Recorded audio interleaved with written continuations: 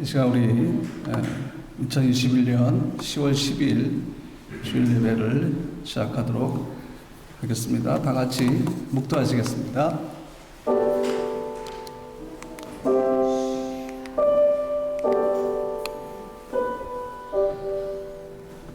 여호와께서 능력의 옷을 입으시며 띠를 띠셨으므로 세계도 견고히 서서 흔들리지 아니하는도다.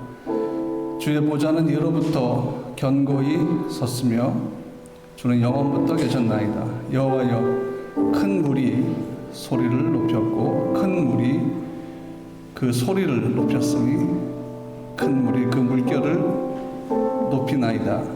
높이 계신 여호와의 능력은 많은 물소리와 바다의 큰 파도보다 크니이다.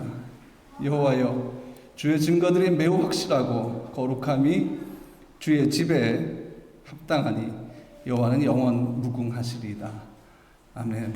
거룩하신 주님, 오늘도 우리가 이 가을날 맑은 날씨 가운데 주님을 예배합니다. 이제 더위는 물러가고 선선한 날씨 허락해 주셔서 겨울을 준비하게 하시니 감사합니다. 여전히 코비드19가 체코 안에 있지만 하나님 사랑하는 성도들을 보호해 주시고 지켜주시고 코비드19만이 아니라 독감으로부터 감기로부터 또 사고로부터 하나님이 책임져 주시고 눈동자같이 지켜주시기를 원합니다. 오늘도 우리가 마음을 다하여 힘을 다하여 주님을 예배하기 원합니다. 주님, 오늘 우리가 드린 예배를 받아주시고 우리 가운데 임재하시며 주님 예비하신 치유와 회복과 승리의 능력을 우리에게 베풀어 주시옵소서. 선하시고 인자하신 주님을 찬양하기 원합니다. 주님으로 영광 받아 주시옵소서. 예수님의 이름으로 기도합니다. 아멘. 할렐루야. 주일 예배 오신 여러분들을 주의 이름으로 축복합니다. 주중에 저희들이 포도원마다 큐티를 하고 있는데요. 특별히 이번 주간 큐티를 하면서 하나님이 이스라엘 백성들에게 열 재앙을 내리시는 말씀들이 계속 되풀이되고 있습니다. 그러면서 바로와 모든 이스라엘 백성과 애국 사람들이 아침에 눈을 뜨면 오늘의 재앙이 새로운 어떤 재앙이 일어날지 또 이 재앙이 어떻게 해결될지에만 집중하고 있는 것을 볼 수 있습니다. 근데 하나님께서 열 재앙을 내리신 이유는 그 재앙으로 말미암아 하나님 여호와가 어떤 분인지를 알기를 원하는 것이 하나님의 목적이었음에도 불구하고 모든 사람들은 재앙이 있는지 없는지에만 집중하는 모습들을 봤어요. 그러면서 우리를 보았습니다. 우리는 신앙생활을 하면서 오늘에게 좋은 일이 있을지 나쁜 일이 있을지 응답받을지 응답받지 못할지에만 집중하고 하나님이 그 모든 일로 통해서 하나님을 찾기를 원하시며 하나님이 어떤 분인지를 우리가 알기를 원하신 하나님 마음에는 다가가지 못하는 것 같습니다. 오늘 우리 예배 가운데 하나님 그분 자체를 구할 수 있는 예배가 되었으면 좋겠습니다. 우리가 하나님 그분을 갈급해야 하는 예배자가 되기를 원합니다.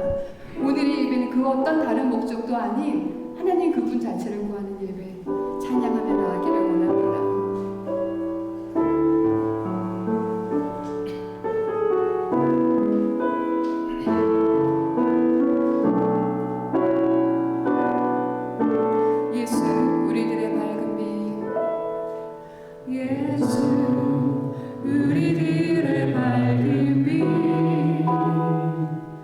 은혜와 긍휼을 베푸시는 주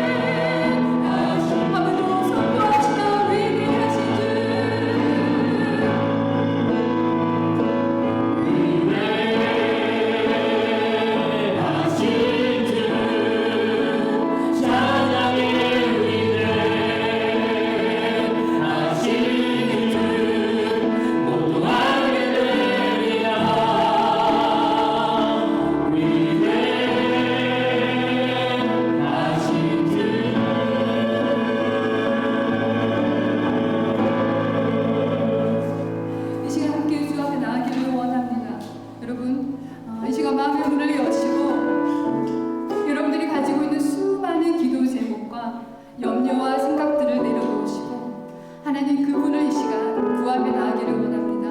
하나님, 내가 당신이 갈급합니다. 하나님, 내가 당신을 만나기를 원합니다. 내가 당신을 알기를 원합니다. 나의 삶 가운데서 내가 당신 그분 자체를 구하는 이 시간이 되기를 원합니다 라고 고백하면서 나아가기를 원합니다. 기도하겠습니다. 하나님, 이 시간 주님 함께 하여 주시옵소서. 하나님, 우리의 고백이 주께 있게 하여 주시옵소서. 하나님, 우리의 예배의 목적이 하나님께 있게 하여 주시옵소서. 우리의 찬양의 목적이 당신에게 있게 하여 주시옵소서. 그 다른 것을 구하며 그 어떤 다른 목적을 가지고 당신을 만나는 것이 아니라 당신 그분 자체를 구하는 우리가 되기를 원합니다. 하나님의 영광을 구하며 당신의 이름을 구하며 당신의 성실하심을 구하며 당신의 그 은혜를 갈급하게 구하기를 간절히 소망합니다. 우리와 함께 하여 주시옵소서. 오늘의 예배 가운데 당신을 만나기를 원합니다. 오늘의 예배 가운데 당신의 임재하신 그 임재 가운데 나아가기를 원합니다. 우리가 당신 안에서 온전히 회복될 수 있음을 고백합니다. 주님, 우리의 하나님이 되어 주시옵소서.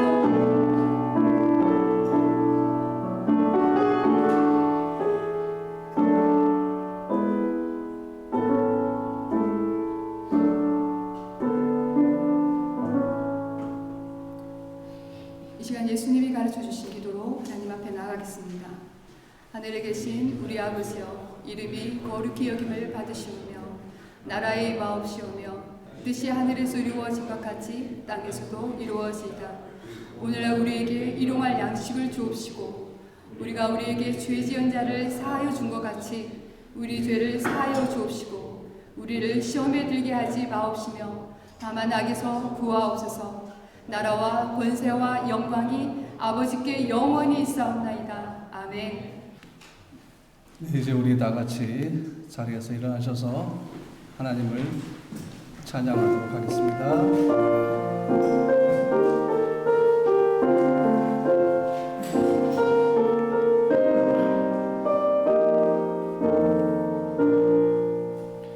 주 하나님 지으신 모든 세계 내 마음속에 그리워올 때 하늘의 별 울려 퍼지는 데서 주님의 권능 우주에 찬네 주님의 노래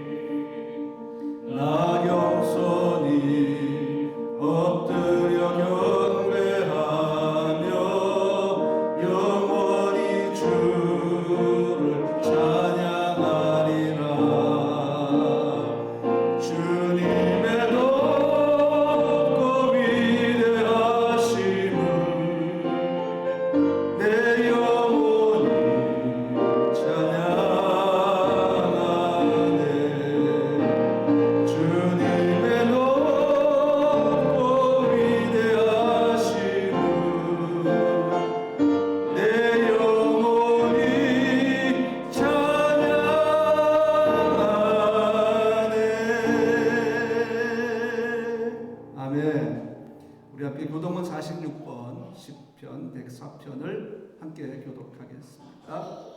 내 영혼아 여호와를 송축하라. 여호와 나의 하나님이여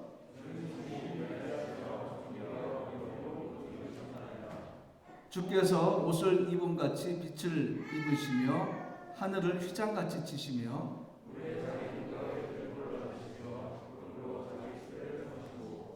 바람 날개로 다니시며 바람을 자기 사신으로 삼으시고 불꽃으로 자기 사역자를 삼으시며 주께서 물의 경계를 정하여 넘치지 못하게 하시며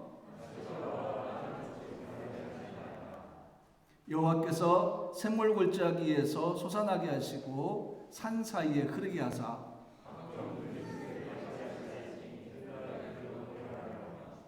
공중의 새들도 그 가에서 깃들이며 그가 그의 누각에서부터 산에 물을 부어주시니 주께서 하시는 일의 결실이 땅을 만족시켜 주는도다. 아멘. 모두 자리에 앉으시기 바랍니다. 공동체 소식을 여러분에게 말씀드리도록 하겠습니다. 오늘 우리 교회를 방문해 주신 분 혹시 계시면 지금 말씀해 주시기 바랍니다. 우리가 환영하고 소개할 분이 있나요? 없나요? 네. 오늘 예배 참석한 여러분들을 모두 주님의 이름으로 환영합니다. 금요기도회가 매주 금요일 오후 9시에 줌을 통해서 계속해서 진행되고 있습니다. 함께 기도에 참여하시기 바랍니다. 성경 통독을 계속하시고 통독을 하신 분은 저에게 꼭 말씀해 주시기를 부탁드립니다. 신무석 정프라 집사님 가정에서 하이라스 떡집을 오픈했습니다. 드디어 프라하에 한국 전통 떡집이 생겼습니다. 신무석 집사님, 정프라 집사님 여러분 주문하시고 또 맛있는 떡을 드시면 좋을 것 같습니다. 사업이 계속해서 잘 번창할 수 있도록 여러분 함께 기도해 주시기 바랍니다. 네, 자세한 내용은 여러분 주보를 참조해 주시기 바랍니다.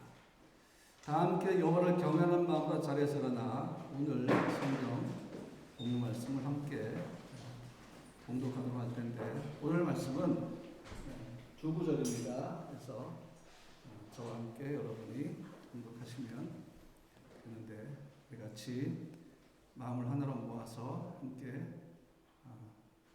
봉독하겠습니다. 주께서는 못하실 일이 없사오며 무슨 계획이든지 못 이루실 것이 없는 줄 아오니 여호와께서 그 권능으로 땅을 지으셨고 그 지혜로 세계를 세우셨고 그 명철로 하늘들을 펴셨으며 아멘. 자리에 앉으시기 바랍니다. 자, 오늘 이 말씀을 준비할 때 우리 삶을 또 제 삶을 한번 돌아볼 수가 있었습니다. 하나님이 우리와 함께 하신다는 것은 이미 우리가 들었고 이미 우리가 다 알고 있는 사실입니다.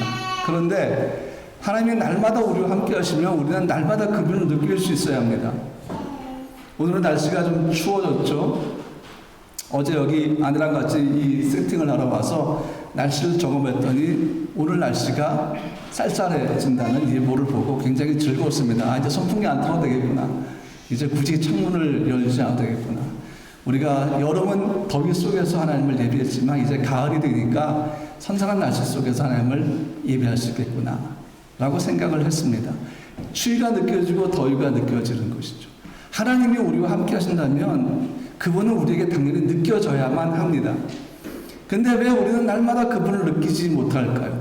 그분은 우리에게 어떤 느낌을 주실까요? 따뜻한 느낌일까요? 시원한 느낌일까요? 차가운 느낌일까요? 포근한 느낌일까요? 도대체 그분은 우리와 함께 하시면서 우리에게 어떤 필링을 주실까요? 느낌이라는 표현보다는 필링이라는 표현이 더 많은 것들을 함축하고 있는 것 같아서 제가 일부러 영어를 사용해 봤습니다. 함께 하시는 하나님, 근데 왜 우리는 그분을 느끼지 못할까? 우리가 느낄 수 있는 오감의 한계를 벗어나서 그분이 우리와 함께 하시기 때문일까요? 그런데 분명한 사실은 하나님은 우리의 언어로 우리에게 말씀하신다는 거죠. 그러면 왜 그분의 음성은 들리지 않을까요? 그의 선하심과 인자하심이 영원하다고 성경은 말씀하고 있고 다윗도 그것을 노래하고 있는데 왜 우리는 우리의 삶을 통해서 그분의 인자하심과 선하심을 노래하지 못할까요? 또 왜 우리의 생각들은 그분을 24시간 내내 기억하지 못할까요? 공기와 같아서, 산소와 같아서 내가 느끼고 기억하지는 못하지만 변함없이 나를 살아있게 하는 것이니까 뭐 여러 가지 방법들을 생각을 해봤습니다. 그렇다고 뭐 특별히 달라지는 것은 없을 거예요. 왜냐하면 피조물의 창조주를 어떤 느낌으로 느낄 수 있을까요?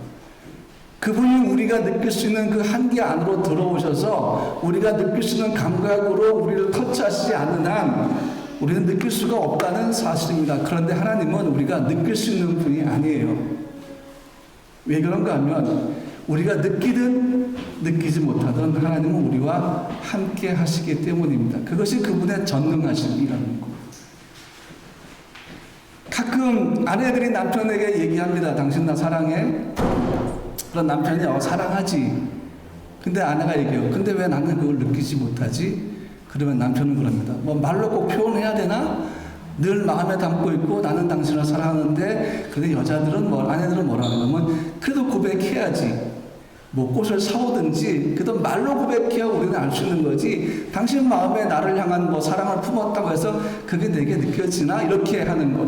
이것은 우리 피조물의 한계입니다. 우리는 표현해야 되고 우리 또 보여줘야 되고 하는 것들이죠. 남편과 아내가 동일하게 그렇게 표현하는 것에 대해서 많은 것들을 기대하고 또 때로는 그렇게 표현하지 않아도 마음에 담고 있는 것인데 하나님은 그보다 훨씬 더 크신 분이셔서 그분 그 자체로 우리에게 다가오시면 우리는 견딜 수가 없습니다. 베드로가 예수를 아는 순간에 무릎 꿇고 뭐라 합니까? 나는 죄인으로소이다. 나를 떠나소서라고 고백합니다. 이사야가 뭐랍니까? 내가 하나님을 뵀으니 이제 나는 죽을 수밖에 없도다라고 부들부들 떨면서 경외함으로 그 자리에 주저앉고 말았습니다. 하나님 그분의 크심 자체로 여러분과 내게 다가오시는 그 순간에 우리의 죄성이 드러나고 우리의 거룩하지 못함이 그분의 공의 앞에서 드러날 것이기 때문에 하나님은 그렇게 우리에게 다가오시지 않습니다. 하나님의 맑은 물술, 많은 물술 같은 그분의 그 음성으로 전체로 100% 우리에게 말씀하신다면 우리는 견딜 수 없어 할 것입니다. 자, 지금 하나님이 여러분과 제게 다가오셨어요. 쫙 나타나셨어요. 정말 눈보다 더 흰 그 옷을 입으시고 우리 가운데 탁 나타나면 우리의 반응은 어떤 반응일까요? 두려움일 겁니다. 왜냐하면 나보다 나를 더 잘 아시기 때문에. 오늘 아침에 내가 어떻게 마음으로 범죄했는지를 그분은 다 아시기 때문이에요. 빛 가운데로 다가갈수록 무엇이 드러납니까? 우리가 감추었던 우리의 어둠이 드러나게 되겠어요. 골방에서 우리만 알고 있는 그 죄성이 그분의 빛 때문에 나갈 때에 그 빛이 우리를 비춘단 말이죠. 그러면서 우리의 지각은 뭘 깨닫기 시작합니까? 내가 어떤 죄를 지었는지를 깨닫기 시작합니다. 왜냐하면 하나님의 성령을 깨닫게 해주셔서 뭐하게 하십니까? 회개하게 하시는 거예요. 우리가 예수님처럼 정결하다면 그분이 우리에게 다가오실 때 우리는 아무 거리낌 없이 다가올 수 있지만 여러분 우리는 죄인입니다. 여전히 죄를 짓고 사는 사람입니다.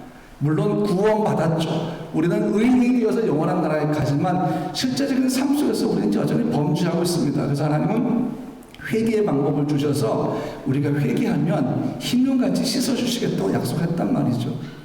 이게 무슨 말이에요? 우리는 평소에도 죄를 짓는다는 얘기입니다. 그 죄성을 가지고 우리는 그분을 만나기를 고대하는 것 자체가 하나님 우리에게 주시는 은혜입니다.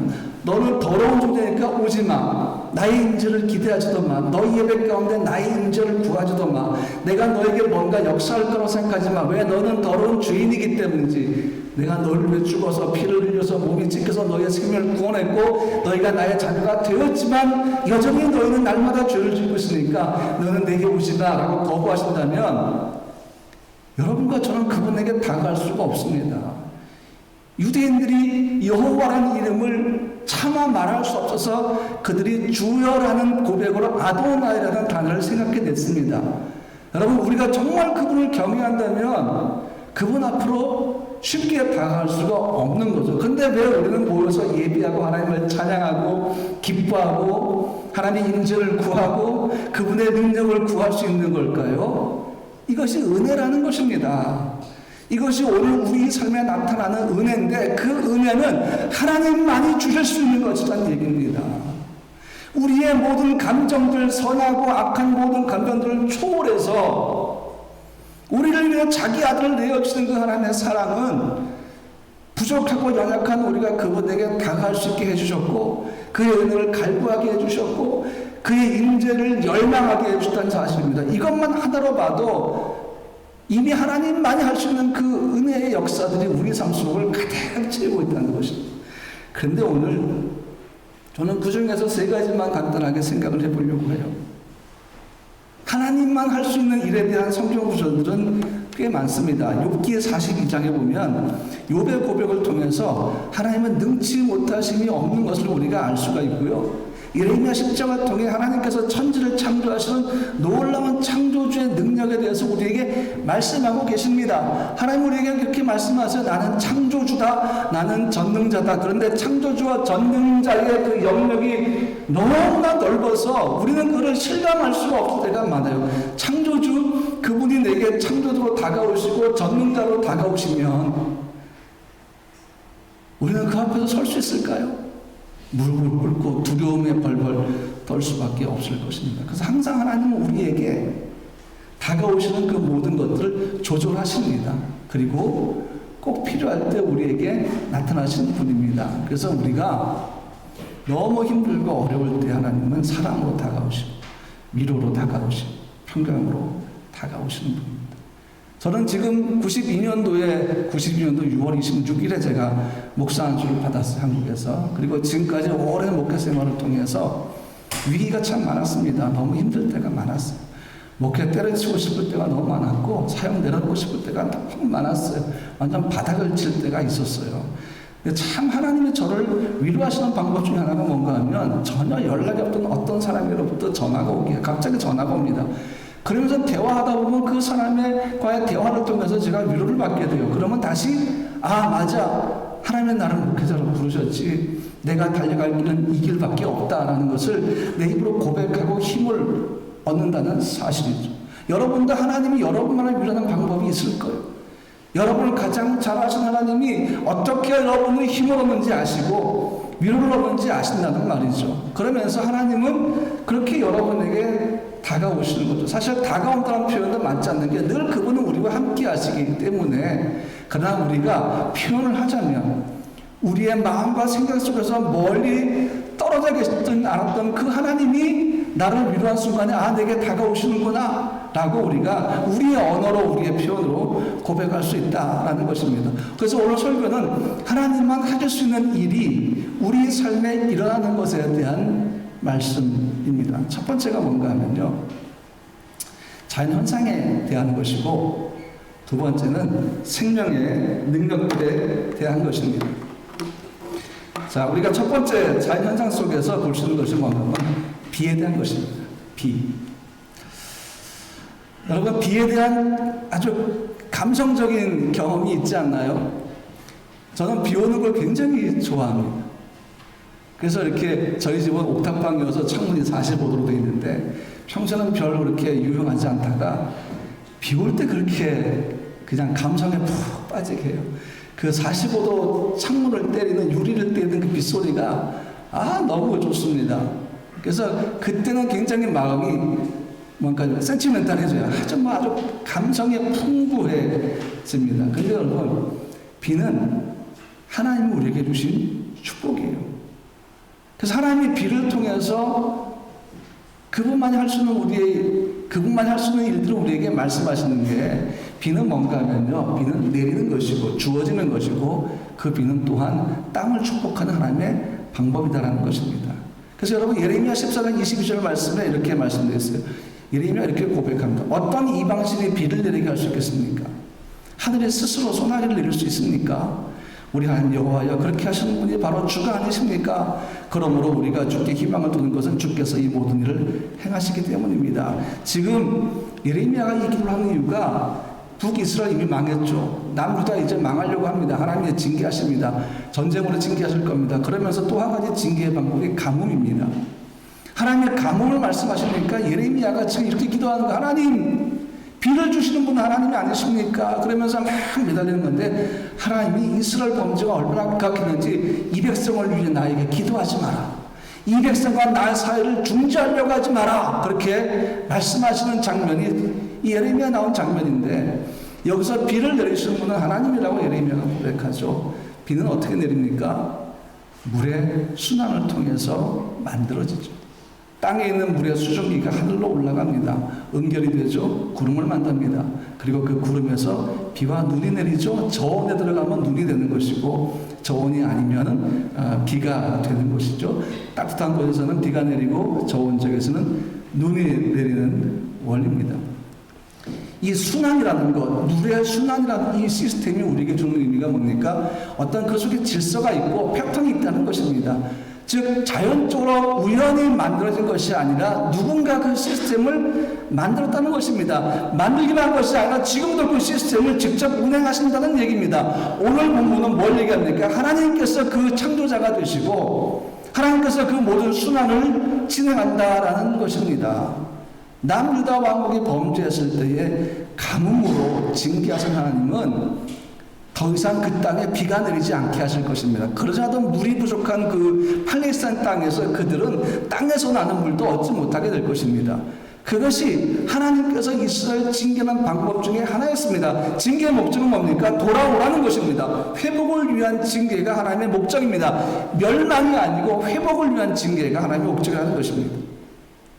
여러분, 하나님 외에는 아무도 하늘에서 비를 내리게 하지 못합니다. 하늘도 스스로 소나기가 내리지 못하게 합니다. 비는 물의 순환을 통해서 만들어지는 것이죠. 다시 말하면 비가 내리는 것도 하나님만 아시는 일이라는 것입니다. 우리는 풀하에 살면서 거의 매일 하나님만 할 수 있는 일들을 경험하고 있는데 그 중에 하나가 비가 내리는 것입니다.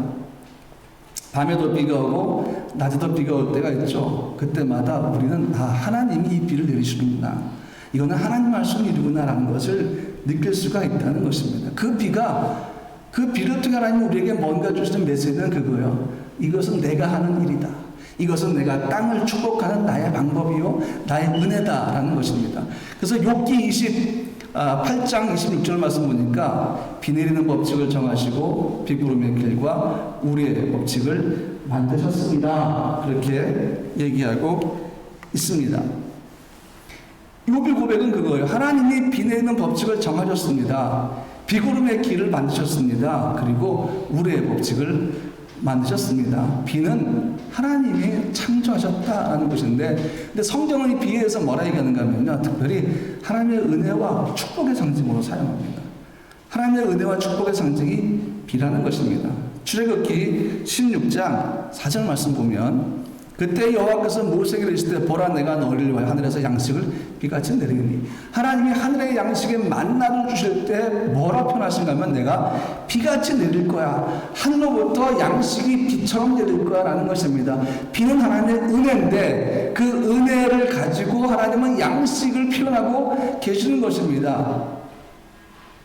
만약에 하나님이 그래 내가 너에게 양식을 줄 텐데 우박처럼 내리게 할까, 그러면 큰일 나죠.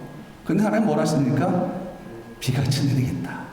이것이 바로 하나님의 은혜의 표현이고 이것이 바로 하나님 할 수 있는 일입니다. 근데 특별히 성경에서 왜 이 비에 대한 것이 은혜와 축복인가 하면, 우리와는 좀 다르게 팔레스타인 지역은 이른 비와 늦은 비가 있습니다. 이른 비는 가을에 내리는 비예요. 10월부터 11월에 내리는데 첫 비입니다. 농부들은 이 이른 비가 내리면 농사를 질 수 있게 돼요. 들판이 온통 푸른색으로 덮습니다. 그러면 땅을 정작해서 거기에 씨를 뿌리고 그리고 이제 기다리는 거죠. 그것이 첫 번째 그 이른 비가 내렸을 때 가능한 것입니다. 이것이 내리지 않으면 땅은 물기가 없기 때문에 땅을 갈는 것도 힘들지만 씨를 뿌려도 씨는 전부 다 죽고 만다는 것입니다. 그 다음에 늦은 비가 뭔가 하면 우리가 7080 노래에서도 많이 얘기하듯이 봄비, 스프링 레인입니다. 겨울이 끝나고 봄이 시작되는 3월과 4월경에 내리는 단비입니다. 이 늦은 비, 봄비가 내려야지만 겨울 동안 자랐던 농작물이 풍성한 결실을 맺게 되고 그제서야 농부들이 수확물을 다 거둘 수 있기 때문입니다. 아무리 이른 비가 내리고 우리는 이제 겨울을 지나면서 그 농작물들이 자라지만 늦은 비가 내리지 않으면 결실을 맺을 수가 없다는 사실입니다. 그러므로 이른 비와 늦은 비는 하나님이 주시는 은혜라는 것입니다. 하나님이 땅을 축복하고 백성을 축복하는 은혜의 방법이다라는 것입니다. 근데 여러분, 하나님이 빚을 내주시는 것처럼 우리 인생도 그렇게 축복을 하시는 것입니다. 하나님이 눈동자같이 우리의 생명과 호흡을 지켜주시지 않으면 우리가 이 땅에서 살아갈 인생은 그냥 사라지고 맙니다.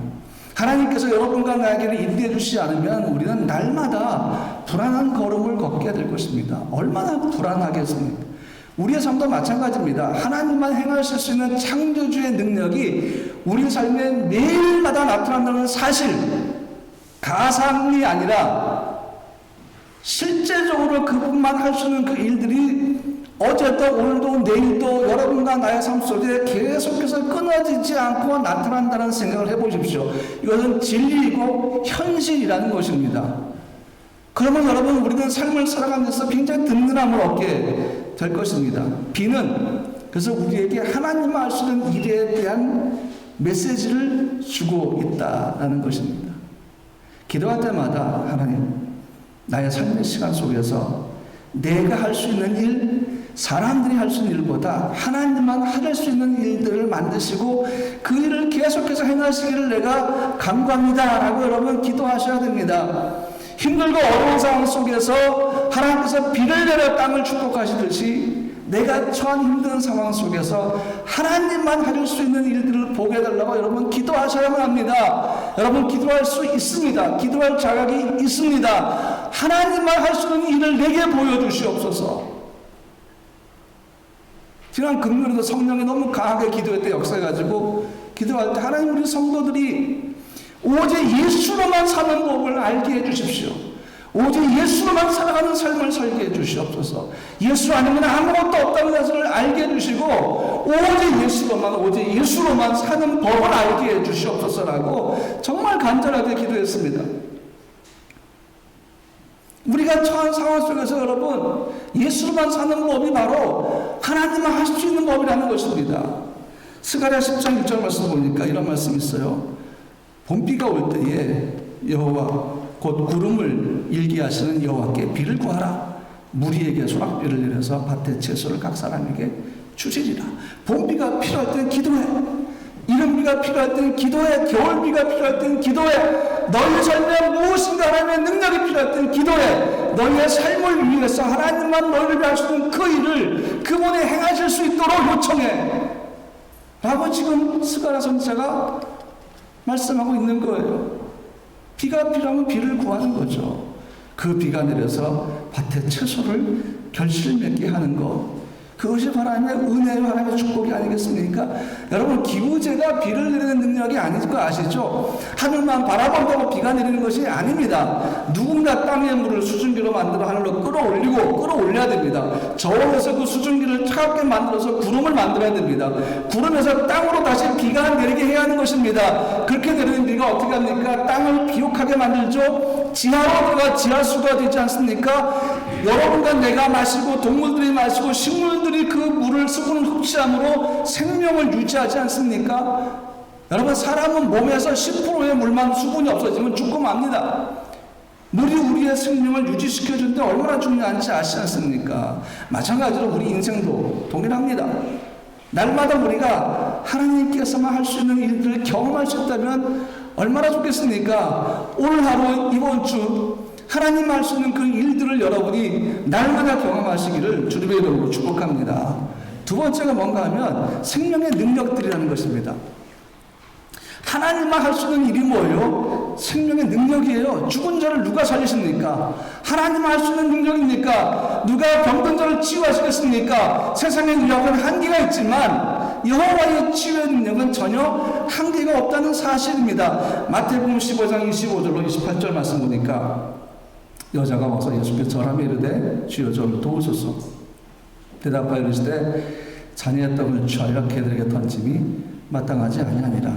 여자가 이르되 주여 올소이다마는 개들도 제 주인의 상에서 떨어지는 부스러기를 먹나이다 하니 이에 예수께서 대답하여 이르시되 여자여 내 믿음이 크도다. 내 소원대로 되리라 하시니 그때로부터 그의 딸이 나으니라 그랬습니다.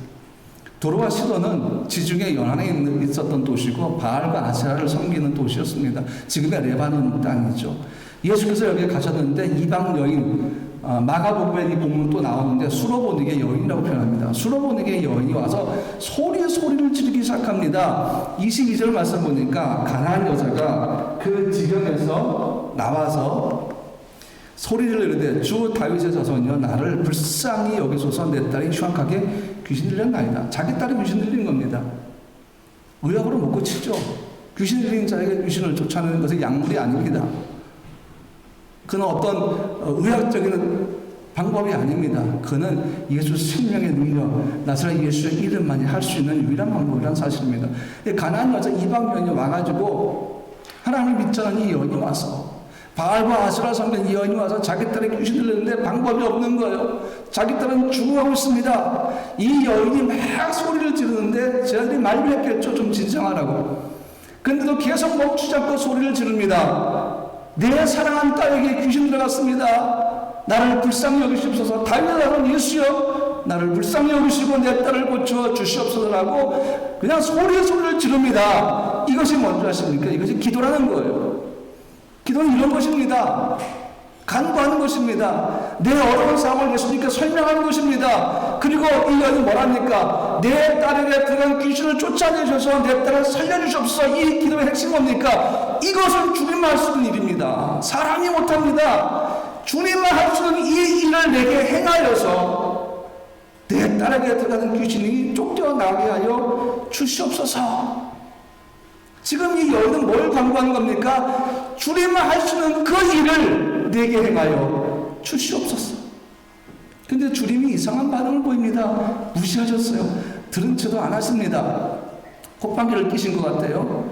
근데 여인은 포기하지 않고 계속 간구하니까 나중에 제 아들이 많이 다 지쳐가지고 예수님께 이렇게 얘기합니다. 예수님 웬만하면 그냥 들어주세요.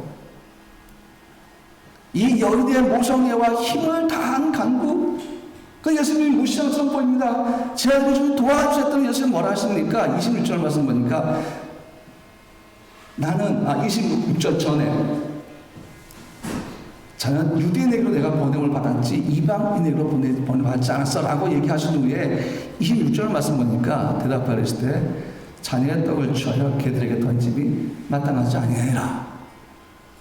그 여인의 그 열정과 간구를 완전히 한 방에 그냥 무시해버리는 거죠. 이 말씀의 본문이 마가복음에 나온다 제가 말씀드렸죠. 마가복음 7장 27절 말씀 보니까 이렇게 되어 있어요. 예수께서 이르실 때 자녀로 먼저 배불리 먹게 할지니 자녀의 떡을 취하여 개들에게 던짐이 마땅치 아니하니라 그랬습니다. 예수님의 이 말씀 속에 예수님의 마음이 담겨 있고 사실 예수님의 비전이 담겨 있고 앞으로 이루어질 일들이 이 대답 속에 담겨 있으니까 예수님이 이 여인의 간구를 들을 생각이 전혀 없는 것이 아니라 이 여인의 이방인의 믿음의 간구를 통해서 앞으로 복음이 이방인들에게 어떻게 전파될 것인지에 대해서 지금 그대로 보여주시는 목적을 갖고 있다는 것입니다. 그러므로 우리가 중요한 것은 포기하지 않는 기도. 포라를 위해서 왜 계속 기도합니까? 하나님이 도시를 포기하지 않으셨습니까? 체코를 왜 기도합니까? 하나님이 이 나라를 포기하지 아니하셨습니까? 하나님이 포기하지 아니한 나라와 도시를 왜 우리가 먼저 포기합니까? 같이 기도해야죠. 같이 이 도시를 위해 나라를 위해 간구가 되는 거 아니겠습니까? 여인은 포기하지 않고 계속해서 간구하고 있는데 예수님은 의도적으로 여인의 간구를 묵살하신 것이 아니라 그 다음 단계를 예수님이 뭔가 생각이 있다는 겁니다. 자, 이 대답을 보면 자녀에게 주는 떡을 먼저 개들에게 던지는 것은 옳지 않다. 이게 무슨 말인가 하면 먼저라는 말에 우리가 좀 주목해라는 것입니다. 영어로 하면 뭔가 하면 first, let the children eat all they want.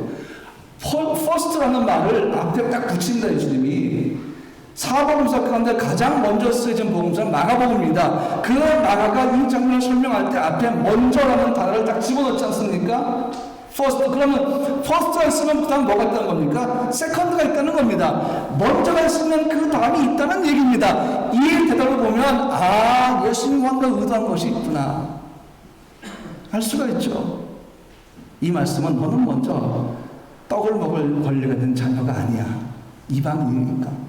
이 떡을 먹을 권리는 유대인에게만 있어라는 말이에요. 그리고 지금 행하는 나의 능력은 유대인들만을 위한 것이지 너희 같은 이방인들을 위한 건 아니야 라는 것이죠. 다시 말하면 지금은 너 차례가 아니야. 지금은 너희들 차례가 아니야. 그래서 나는 너희 요청을 거절해. 이렇게 말씀하시는 거죠. 바울이 로마서 1장 16절 말씀에 이렇게 얘기합니다.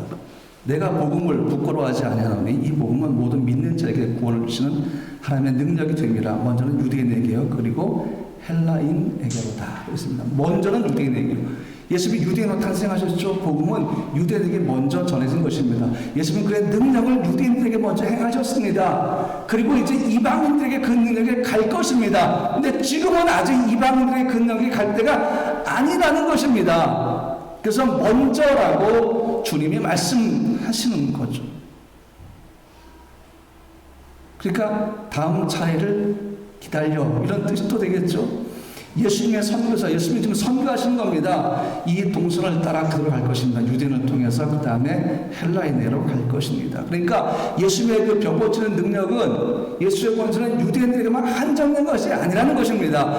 예수님의 능력은 믿음의 강구라는 어느 누구에게나 흘러가게 돼 있다는 것입니다. 부정한 여인이, 혈루병 앓던 여인이 예수의 옷가루를 만졌을 때 그 능력이, 치유능력이 그 여인에게 흘러들어가서 그 병의 근원을 말라버리겠죠.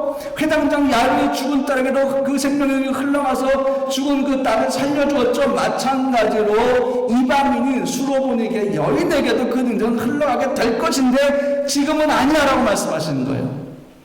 기다려. 너희에게로 흘러가는 때가 있어. 그런데 이 여인은 기다릴 틈이 없어요. 언제가 될지 어떻게 알아요? 내 딸은 지금 귀신 들려 죽어가고 있는데 여러분이 이 부모라고 생각해 보십시오. 여러분 자녀가 귀신 들려서 지금 죽어가고 있습니다. 물론 그럴 일 없겠지만 한번 생각해 보세요. 역지사지.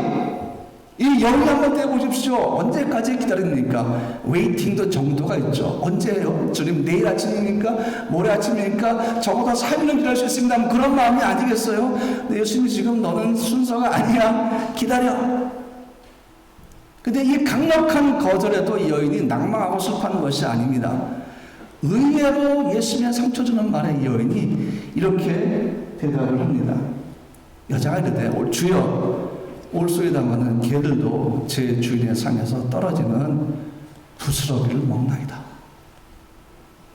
이 말이 무슨 말인가 하면요. 첫 번째, 다윗의 자손 예수여, 왜 자녀에게 줄 떡을 가지고 개들의 땅으로 오셨습니까? 지금 두로와 시돈이니까 이건 이방인 땅입니다. 바알과 아스라엘 숭배하는 땅입니다. 주님, 근데 왜 여기 오셨나요?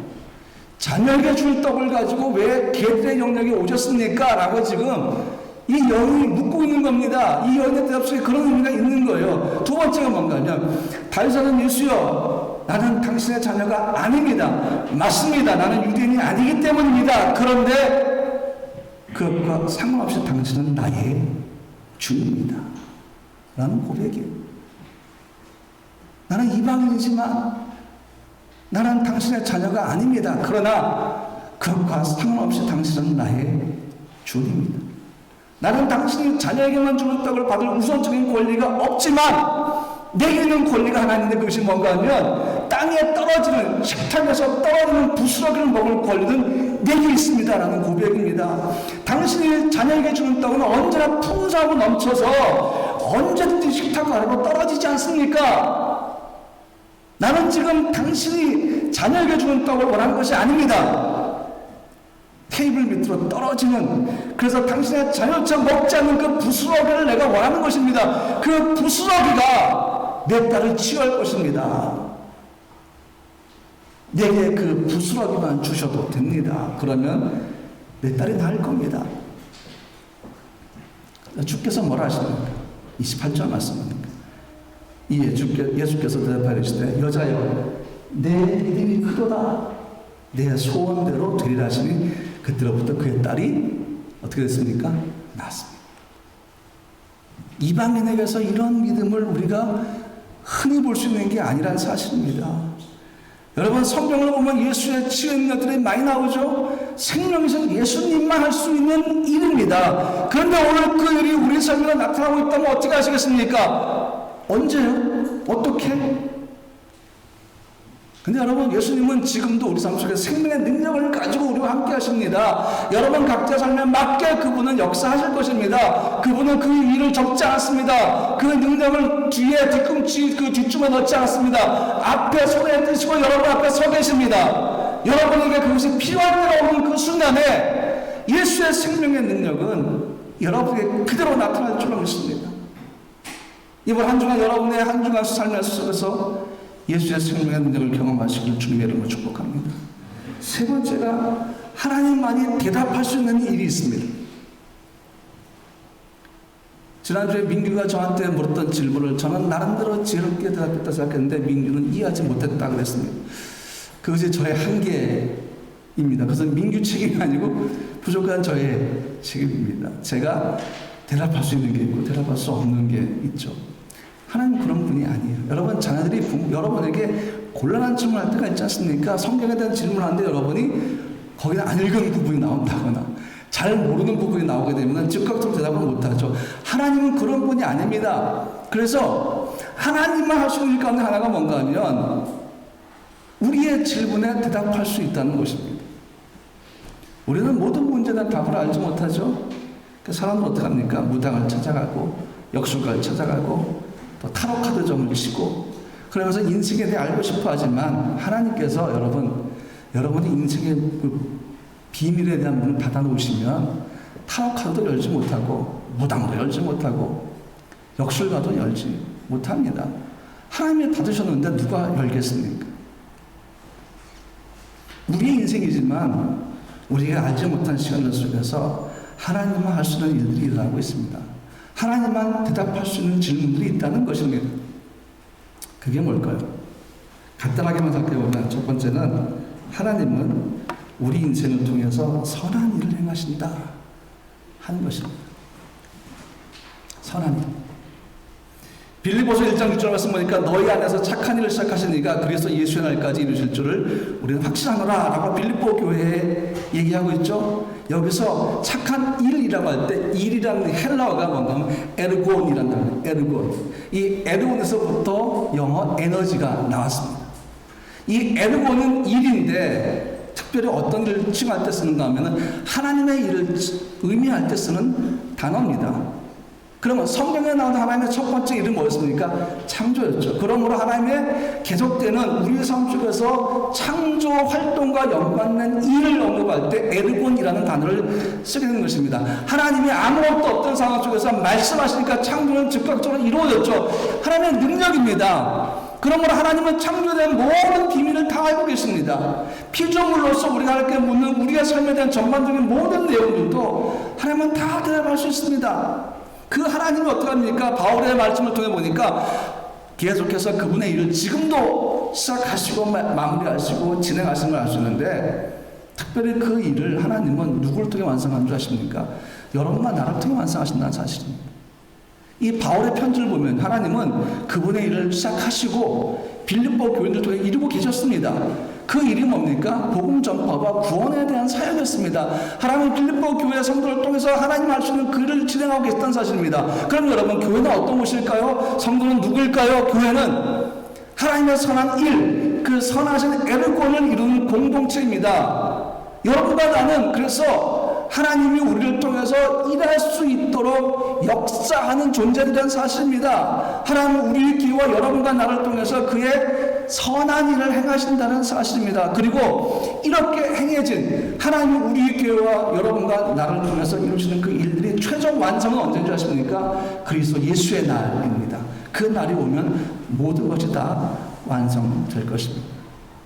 하나님이 이미 우리 교회 안에서 그분의 다양한 일, 즉 에르곤을 시작하셨고 그 일을 이루시고 또한 그 일을 마무리하시는 방법들을 계속해서 반복하고 있습니다. 그러니까 바울이 에베소 교회도 이 사실을 알려주었어요. 에베소 2장 10절 말씀 보니까 우리는 그가 만드신 바라 그래서 예수 안에서 선한 일을 위하여 지으심을 받은 자니 이 일은 하나님이 전에 예비하사 우리로 그 가운데서 행하게 하려 하심이니라. 여러분과 저는 이런 존재입니다. 하나님이 우리 안에서 그의 에르곤 선한 일을 행하시는 존재. 라는 사실입니다. 그 다음에 두 번째가 뭔가 하면 하나님의 애로군 속에 우리가 원하는 답이 있다는 것입니다. 간단하게 말씀드릴게요. 우리는 하나님과 함께 걸어가죠. 하나님 우리를 통해 그분의 일을 진행하시죠. 하나님께서 우리와 함께 걸어간다면 뭘 얘기해요? 우리의 길을 인도하는 건 뭘 얘기합니까? 우리의 미래가 누구한테 있다는 거예요? 하나님께 있다는 것입니다. 여러분과 나의 현재와 미래가 누구한테 있는 겁니까? 하나님께 있다는 것입니다. 그러면 하나님이 우리를 통해 그의 애로군 일을 진행하시면 우리의 일은 뭔가 하는 것입니다. 그 우리의 일은 뭘까요? 우리의 사역은 뭘까요? 피조물의 전원자를 위해서 뭘 할 수 있겠습니까? 모든 게 퍼펙트한 그분이 우리의 도움을 받을 일이 뭐가 있겠습니까? 그 우리의 일, 하나님만을 위한 우리의 일, 마치 우리가 창조주인 것처럼 할 수 있는 게 뭐가 있겠어요? 하나 있습니다. 그게 뭔가 하면 순종이라는 것입니다. 우리가 순종하면 하나님은 우리의 순종을 통해서 그분의 일을 진행하시는 것이죠. 우리가 우리의 일을 진행하는 것이 아니라 하나님이 우리의 순종을 통해서 우리를 통해서 그분의 일을 진행하신 겁니다. 하나님이 왜 여러분을 풀하고 부르셨고 생명한국교회 성도가 되게 하신지 아십니까? 우리를 통해 그분의 일을 행하시려고 프라 땅에서 유럽 땅에서 그분의 일을 행하시려고 여러분과 나를 프라 생명한국교회로 부르신 것입니다. 자, 여러분의 인생 속에서 그래서 저의 인생 속에서 하나님만 아는 답이 있어요. 아직까지 우리에게 공개하지 않은 그분의 답이 분명히 있을 것입니다. 아직까지 우리의 인생 프라이어의 목적은 다 공개되지 않았습니다. 근데 여러분, 그것이 주의 손에 있다면, 하나님의 손에 있다면 지금 다 공개될 필요가 없습니다. 왜? 그분은 이루 가실 거니까. 그것이 우리에게 손해가 되거나 아프거나 상처가 되거나 멸망이 아니라 우리에게 선한 일을 행하시는 그분이시기 때문에 그 감추고 계신 모든 일들은 결국은 여러분과 나를 위해 선하게 완료될 것이기 때문입니다. 우리는 단순히 뭐 하면 돼요? 믿음으로 순종하고 믿음으로 기도하고 따라가면 되는 것입니다. 그래서 여러분, 하나님과 함께 걸어가는 시간은 우리가 원하는 답을 하나씩 발견하는 시간이에요. 이게 하나님만 할 수 있는 일입니다. 민규 어디 있어요? 없어요? 얘기해 주세요. 하나님께 물어보라고. 왜 패스트 때 어떤 사람은 구해주시고 안 구했습니까? 하나님께 물어보라고. 아니요, 저기 책임 전가니까 제가 어떻게 찾아내도록 하겠습니다. 하나님은 여러분이 알고 싶어하고 여러분이 궁금해하고 싶어하는 여러분이 원하는 답을 다 알고 계신다. 그것이 하나님 할 수 있는 일입니다. 결론을 말씀드리겠습니다.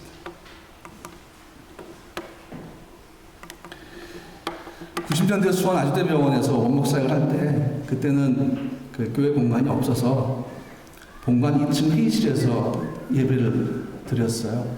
주 오전 예배가. 근데 놀랍게도 그때 치유 역사가 너무 많이 나왔어요.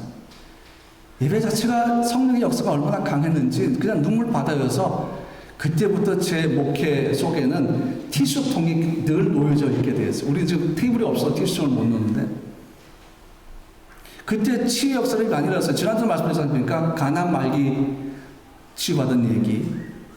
근데 자궁만 말기 걸려서 죽음을 기다렸던 한 여인이 예배하다가 치유를 받았어요. 몰랐는데 얼마 후에 다시 교회를 방문해서 저에게 오더니 사실 제가 자궁만 환자였는데 예배 가운데 고침받았어요 라고 고백하는 일들도 있었습니다. 죽어가던 뇌종양 환자가 살아났는데 예배를 통해서 하나님은 병원 안에서 계속해서 치유의 역사를 일으켰습니다. 그 환우들이 얼마나 갈급해 있겠습니까?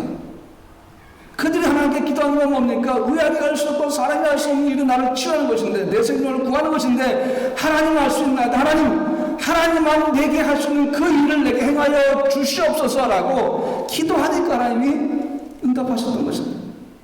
근데 여러분, 하나님만 할 수 있는 그 일이 치유만 있겠습니까? 그분의 능력은 실로 놀라워서 성경은 능치 못하심이 없다고 얘기하고 있습니다. 근데 하나님은 그 능력을, 능치 못함이 없는 그 능력을 어디에 쓰고 싶어 한지 아십니까? 여러분과 나를 위해 쓰고 싶어 하십니다. 그것이 하나님의 열망이고 그것이 하나님의 갈망입니다. 나는 내 능력을 너를 위해 사용하고 싶다라고 늘 우리에게 말씀하시는 것입니다. 근데 문제가 뭔가 하면 하나님은 그 열정 가지고 우리와 함께 하시는데 우리가 관심이 없다는 거예요.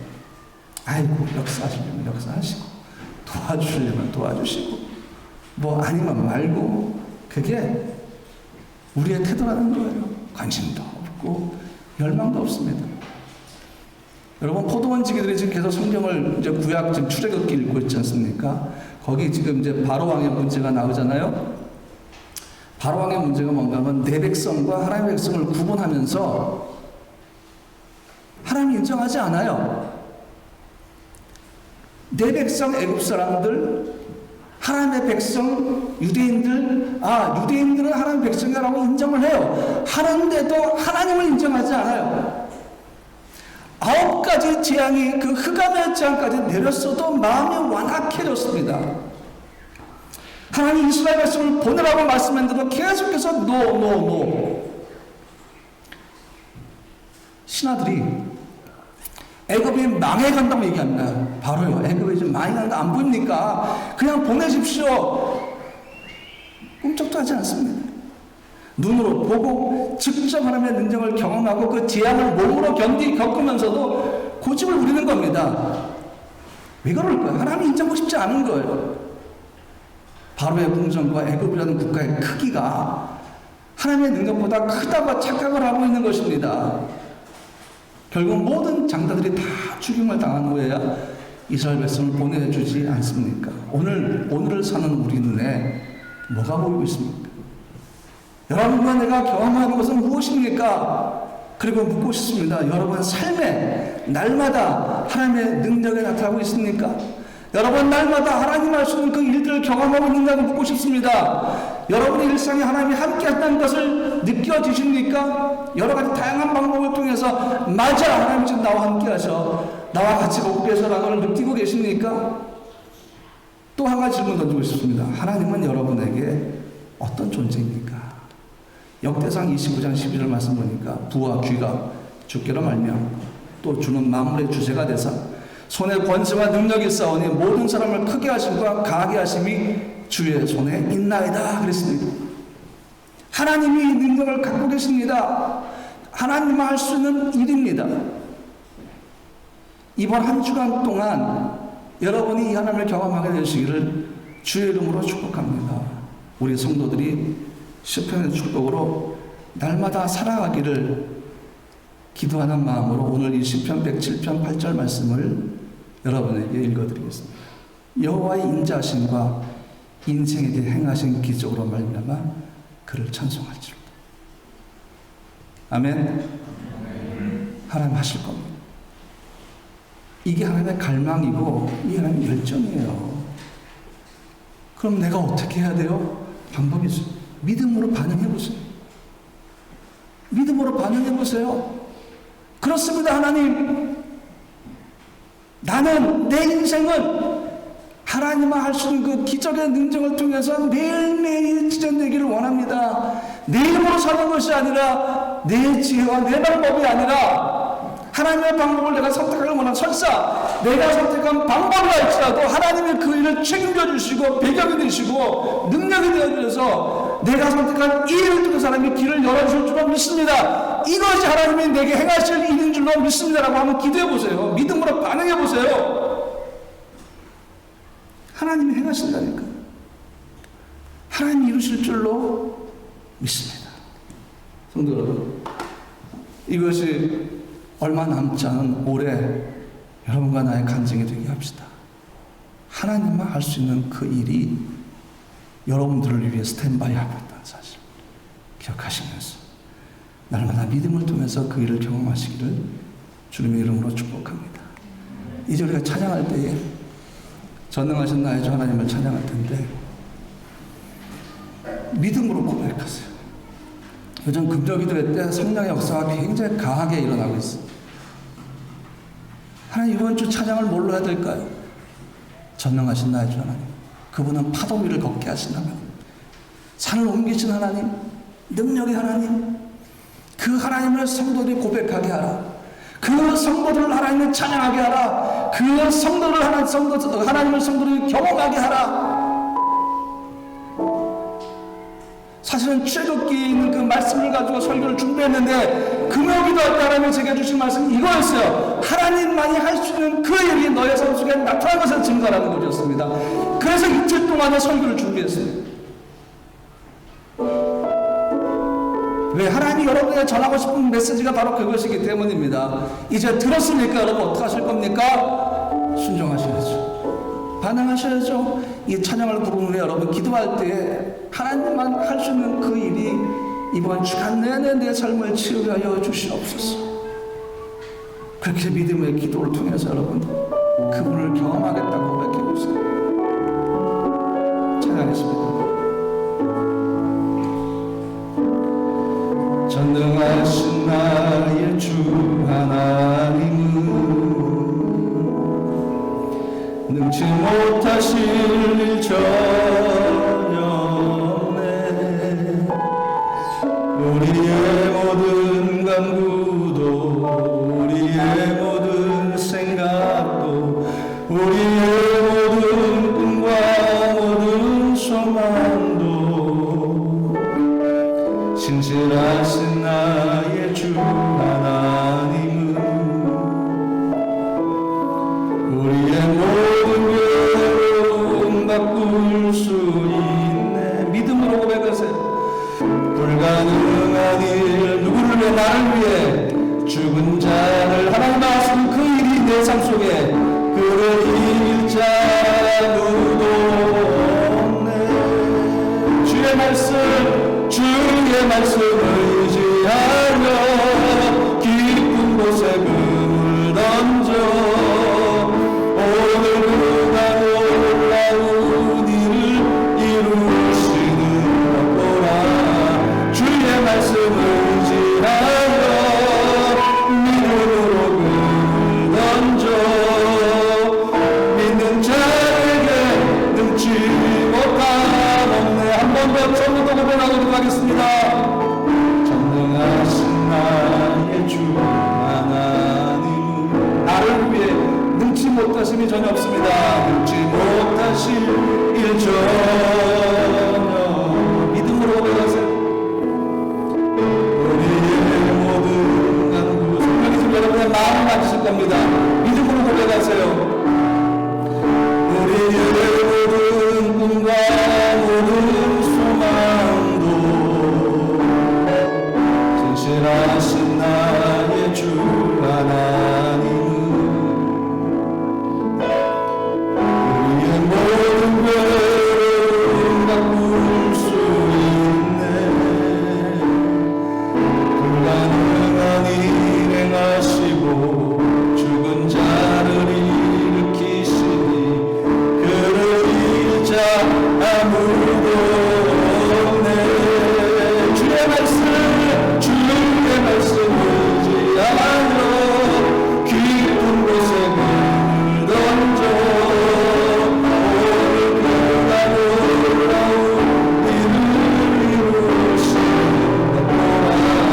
주의 말씀을 의지하며 믿음으로 금을 던져 믿는 자에게 능치 못함 없는 믿는 자에게 믿음으로 올려합시다.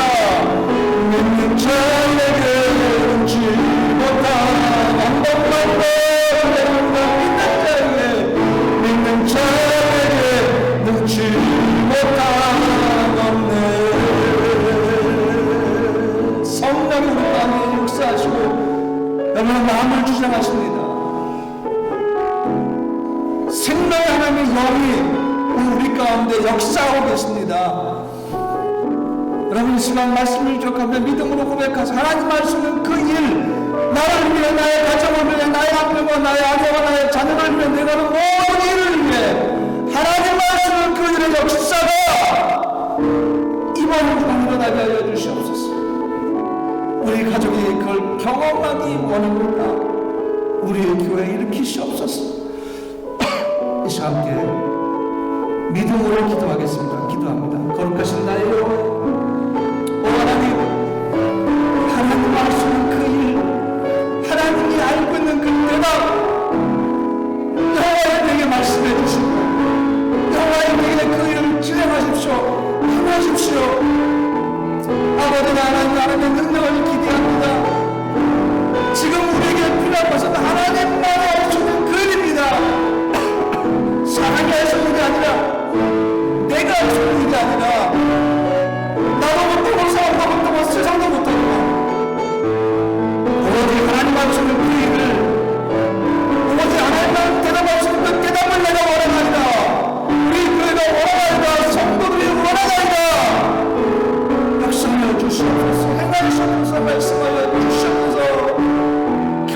하여 주시옵소서.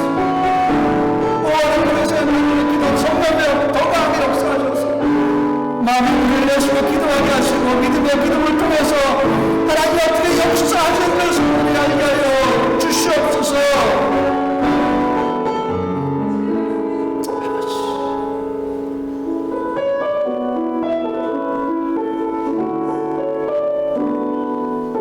하나님,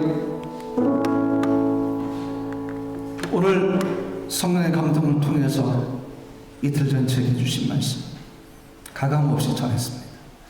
종은 전할 뿐이고 역사를 일으키는 분은 하나님이십니다. 이들이 믿음으로 받든 아니면 거절하든 자유의지로 그렇게 행하시는 하나님은 아시나이다. 그러나 하나님은 포기하지 않는 줄 믿습니다. 포기하지 않으시는 하나님은 이번 한 주간 이제 삶을 주장해 주시옵소서. 이들을 통해 하나님 하시는 그 일의 역사들이 느껴지게 하시고 눈으로 보게 하시고 경험되게 하여 주시옵소서. 그렇게 역사하십시오. 하나님, 우리 성도들이 그 하나님을 경험하기 원합니다. 하나님, 더 이상은 감추지 마시고 보이지 않게 하지 마시고 이번 한 주간 동안은 우리 성도들이 믿음으로 간구할 때에 직접적으로 경험하게 하여 주시옵소서. 신비주의가 아니라 그냥 들었던 이야기가 아니라 우리의 성도들의 삶이 되게 하시고 성도들의 경험이 되게 하시고 성도들의 간증이 되게 하여 주시옵소서. 하나님이 하셔야 합니다. 사람도 할 수 없고 회사도 할 수 없고 나라도 할 수 없는 일들이 얼마나 많습니까? 하나님 할 수 없는 일들이 또 얼마나 많습니까? 그 일을 이번 한 주간 우리 성도들에게 행하여 주십시오. 하나님 간절히 원합니다. 행하십시오. 그대로 행하십시오. 하나님 크기의 일들을 하나님 행하십시오. 우리 성도들이 그걸 경험하고 이번 다음 주 왔을 때 기쁨으로 고백하며 찬양하며 주님을 예배할 수 있도록 다 여러분을 도와주십시오. 힘들고 아프고 어렵고 근심 있는 우리 성도들, 하나님이여 이번 한 주간 하나님의 능력의 옷을 입혀주시고 덮으셔서 주의 날개 그날에서 찬양할 수 있도록 주님이 도와주시옵소서. 예수님의 이름으로 기도합니다. 아멘.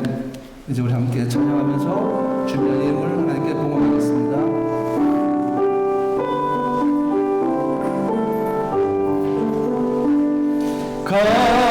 값비싼 양유를 주께 드리 마리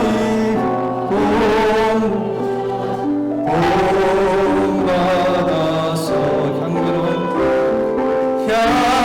향기로운 산재물 주님께 바치리 사랑의 주 내 주 한 번 더 고백합니다. 값비싼 양들을 값비싼 양들을 주께 드리 맛달라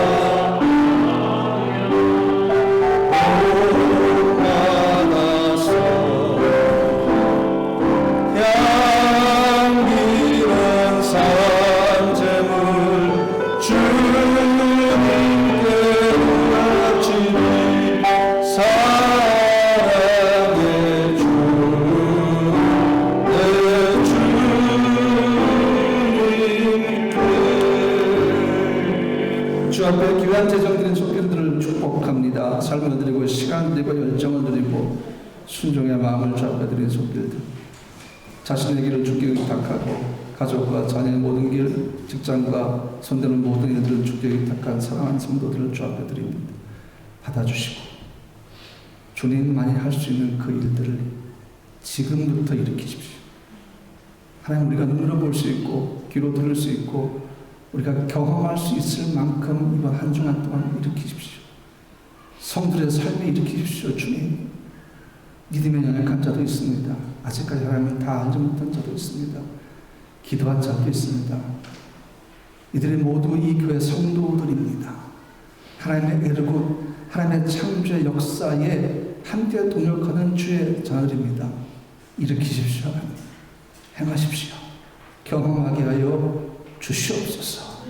그리하여서 감사가 넘치는 한 주간, 기쁨이 풍성한 한 주간 되게 하시고 다들 삶에 필요한 모든 것들을 세밀한 부분까지 다 공급하여 주시고 저들의 채무를 취하시고 저들의 근심을 취하시고 기쁨의 걸음을 걸을 수 있도록 발과 발목에 힘을 주시며 교회에 필요한 모든 재정을 부어주시고 사역에 필요한 모든 재정도 하나님이 책임져 주셔서 우리 교회와 성도를 통해서 행하시는 하나님만의 그 일의 역사들을 우리가 경험하게 하여 주시옵소서. 이제는 우리 주 예수 그리스도의 은혜와 아버지 하나님의 무한하신 사랑하심과 성령의 내려서 충만하심이 하나님만 할 수 있는 그 일을 경험하기를 원하며 고대하는 그리고 믿음으로 순종하기를 원하는 사랑하는 우리 모든 성도들 머리 위에 사랑하는 대한민국과 유럽과 체코와 프라하와 주체코 대한민국 대사관 대사와 응원원들과 직원들 특별히 하나님 유럽과 체코 땅에 있는 모든 한인 기업들 그리고 우리 성도들의 사업이 지금으로부터 영원토록 함께 하시기를 간절히 축원합니다. 아멘.